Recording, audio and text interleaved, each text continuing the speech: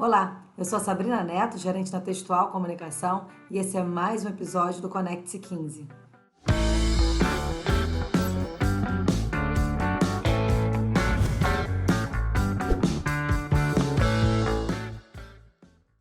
O tema da conversa de hoje são as fake news. Para isso, a gente trouxe para a conversa o jornalista Gilberto Schofield, que ele é diretor de estratégia de negócios para a agência Lupa.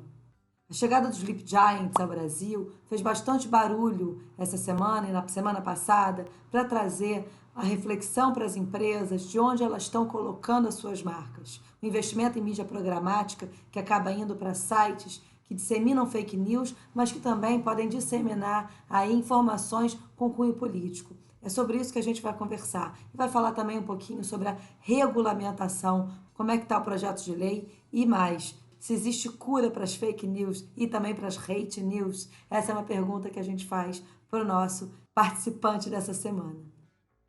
Bom, a gente está aí fresco com a chegada dos Sleep Giants ao Brasil, né, que aumentou esse alerta em relação às marcas, que hoje as empresas têm que cada vez mais escolher qual posição que elas atuam, é uma cobrança do consumidor, que já vinha acontecendo, e agora tem os Sleep Giants. Eu te pergunto, como alguém da agência Lupa, que está aí atento ao fact-checking, o tempo todo checando a veracidade das informações, em que ajuda e o que atrapalha em todo esse movimento de fake news?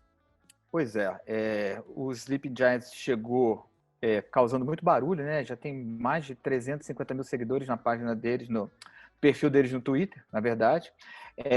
E eu tenho algumas ressalvas com relação ao Sleep Giants. Primeiro, assim, eu acho que é positivo, porque ele obriga as empresas a prestarem um pouco melhor atenção com o que elas fazem com recursos dela, os recursos dela de propaganda e publicidade, em ferramentas que utilizam algoritmos para escolher aonde, né, mostrar a publicidade. Então, assim, é preciso estar atento e é preciso conversar com a sua agência de publicidade para entender melhor. Não é pegar o dinheiro simplesmente, botar lá e falar, eu quero que você coloque em sites de celebridades. Porque, assim, isso tem sites de celebridade do bem, tem sites de celebridade do mal. Então, assim, é preciso entender melhor para onde vai esses recursos. Então, nesse sentido, eu acho que acende um alerta para as empresas para elas se preocuparem um pouco mais com o destino desses recursos que estão espalhados aí em mecanismos, em plataformas digitais que utilizam algoritmos, inteligência artificial, rede neural, tudo isso para poder achar aí qual é o seu público e conversar com ele. Nem sempre acerta. A gente precisa entender que a inteligência artificial é inteligência, mas é artificial. Então, assim, nem sempre ela acerta. Isso é um ponto. O outro ponto é que eu me ressinto muito com essa questão da transparência do Sleeping Giants do Brasil. Eu fico me perguntando quem é que financia o Sleeping Giants no Brasil? Quem é que paga os salários das pessoas que trabalham fazendo isso? Quem são as pessoas que fazem isso? E qual é a metodologia que o Sleeping Giants usa para definir que um site é propagador de notícia falsa ou é propagador de discurso de ódio? Existe alguma metodologia nisso, de fato? Então, assim, isso me preocupa um pouco, porque eu acho que essa questão da transparência hoje, ela é muito importante, ela é tão importante, né, para as marcas saberem aonde elas estão presentes e com que plataformas elas estão se vinculando ou vinculando os seus produtos, vinculando, né, suas propostas, seus projetos, quanto a gente entender melhor como é que funcionam esses mecanismos de controle, né, monitoramento de rede social. Então, assim, eu tenho sentimentos misturados com relação ao Sleeping Giants do Brasil. Você falou de algoritmos, né? E existe, a gente sabe, regulamentações e novas policies, enfim, das redes sociais também. Como é que está isso, né? A gente sabe que tem esse PL 1429. Como é que você vê? Você acha válido? Você acha completo ou não? É outro alerta, né? Eu estou aqui trazendo para você mais pergunta do que resposta, mas o fato é que é o seguinte, você tem um projeto no Congresso Nacional e eu acredito que é um projeto complicado porque ele carece de um debate maior, mais amplo, envolvendo inclusive as empresas, porque com as mídias sociais, as empresas viraram mídias também, elas produzem conteúdo, elas conversam diretamente com o consumidor, e entender melhor quais são as definições que o Congresso está querendo utilizar para o que é desinformação, por exemplo. Eu posso dizer que entre os checadores não existe um consenso sobre o que é fake news de fato. Assim, o que é a desinformação que é provocada, ou seja, aquela que é a grande maioria, que é grupos que têm uma agenda e que, portanto, usam a desinformação como estratégia política, para defender uma causa ou atacar uma causa, para defender uma política ou atacar uma política, né? Então, assim, essa aqui é um ponto. E tem também o ponto das pessoas que carecem de certo letramento digital e midiático, entenderem, pegar um conteúdo, analisar aquele conteúdo, entender se aquilo ali é mais verdadeiro do que falso. Aí é uma questão de ignorância no sentido de ignorar as evidências do que é um conteúdo. Então, assim, a gente tem muito aquela figura bastante conhecida, eu acredito que todo mundo aqui tenha um no seu grupo de família, que é o tio e a tia do Zap. O famoso tio e a tia do Zap, que é aquela pessoa que furiosamente compartilha qualquer coisa que ela recebe.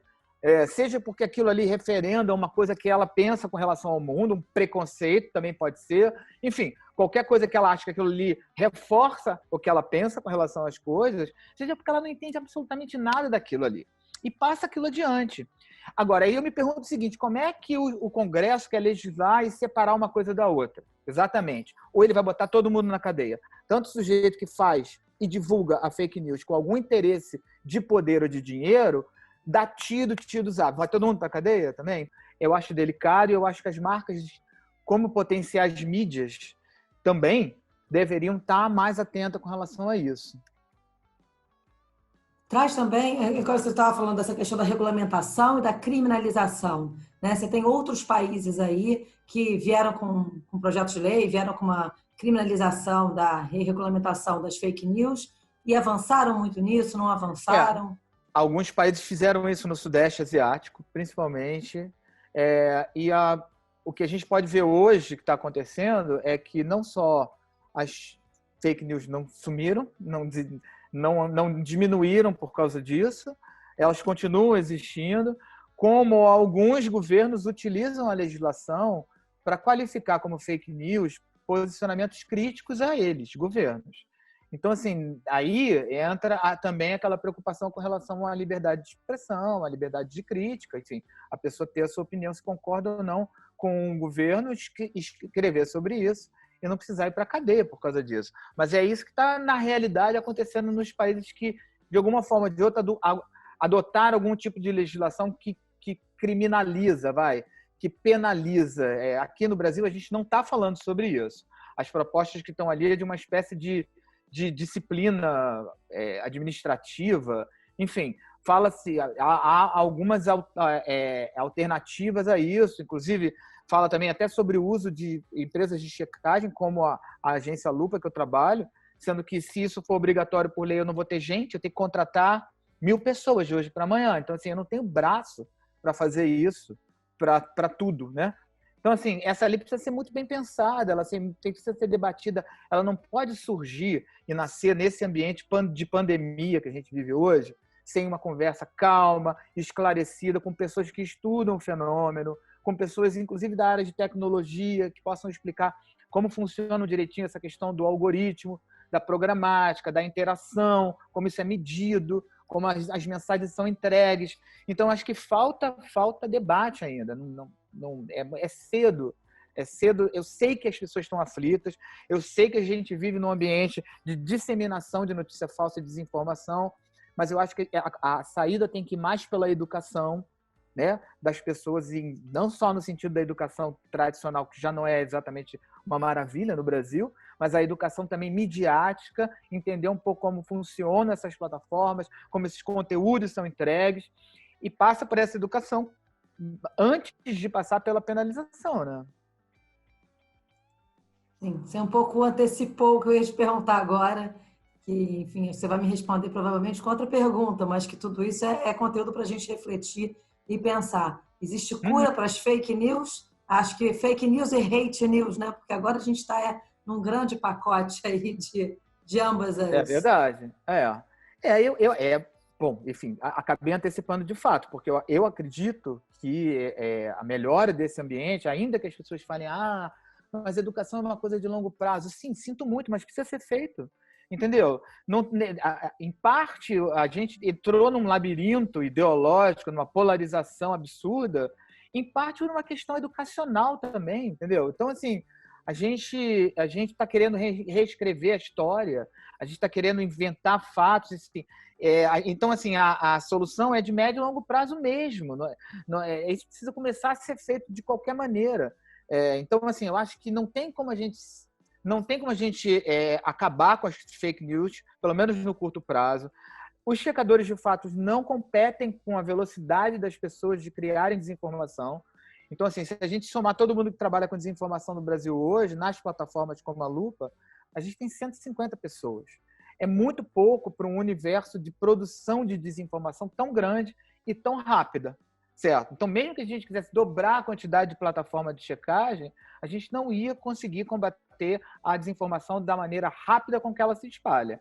Então, assim, existe uma necessidade de debater os limites disso, né? Ainda que eu acho complicado você ver os Sleeping Giants, o que é ação contra discurso de ódio, o que pode ser ação contra a liberdade de expressão. Fica sempre essa discussão entre uma coisa e outra. Então, assim, não é uma solução fácil mesmo. Precisa ser discutido, precisa ser debatido, mas, em primeiro lugar, a educação, que eu acho que só assim a gente consegue acabar. Tá bom. Gilberto, super obrigada. Foi Imagina. ótimo. Dava para conversar aqui durante 2 horas, mas a gente se propõe 2 a trazer horas. até 15 minutos. Tá bom? Tá bom. Parabéns pelo trabalho aí de Valeu, obrigado. checagem dos fatos. Obrigada. Valeu.